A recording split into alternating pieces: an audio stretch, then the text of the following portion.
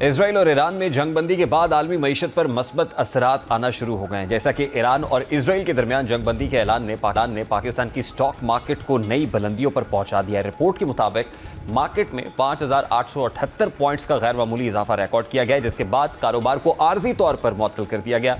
Stock exchange management की जानिब से जारी बयान में कहा गया कि इंडेक्स में 5% से ज़ायद इजाफा होने के बायस कारोबारी सरगर्मियां 1 घंटे के लिए रोक दी गई।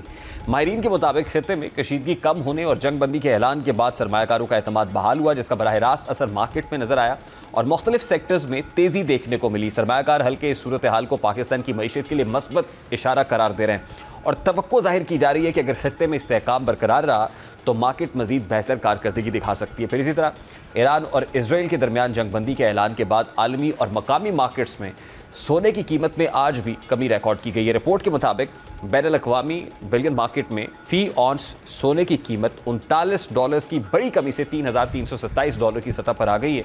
आलमी मार्केट में कमी के बाद मुल्क में फ़ी तोला सोने की कीमत भी $3,800 की कमी से $3,54,365 की सतह पर आ गई है। इसके अलावा फ़ी 10 ग्राम सोने की कीमत $3,258 कम होकर $3,03,810 की सतह पर आ गई है। फिर इसी तरह ईरान और इसराइल के दरमियान जंगबंदी ऐलान के बाद आलमी मंडी में खाम तेल की कीमतों में बड़ी कमी देखी गई है।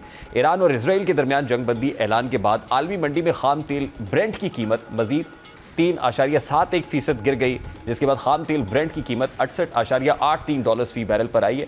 रिपोर्ट के मुताबिक आलमी मंडी में WTI खाम तेल की कीमत मजीद 3.88% कम होकर $65.85 फी बैरल पर आ गई है। ये बहुत पॉजिटिव चीज़ें हैं जो ईरान इसराइल स्टैंड ऑफ के थमने से देखने में आ रही हैं और ज़ाहिर है खित्ते में अगर ये स्टेबलाइजेशन रहती है, पीस रहता है, तो इम्कान यही है कि इसके मस्बत माशी असरात मुरतब होंगे जो ना सिर्फ मुल्कों के लिए, हुकूमतों के लिए, बल्कि आवाम के लिए बहुत बेहतर होंगे। एक ब्रेक लेंगे, ब्रेक के बाद वापस आएंगे और एक इंतहाई दर्दनाक स्टोरी आपके साथ शेयर करेंगे। इस ब्रेक के बाद हमारे साथ रहिए।